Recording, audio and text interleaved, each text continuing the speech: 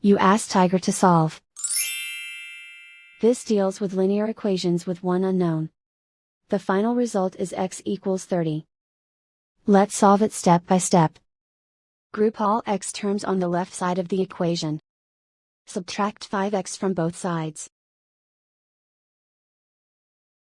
Group like terms. Simplify the arithmetic. Group like terms. Simplify the arithmetic.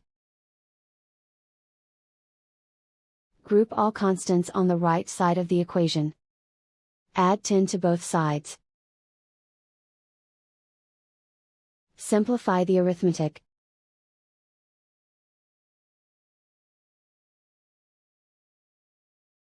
Isolate the x. Divide both sides by -2. Cancel out the negatives. Simplify the fraction.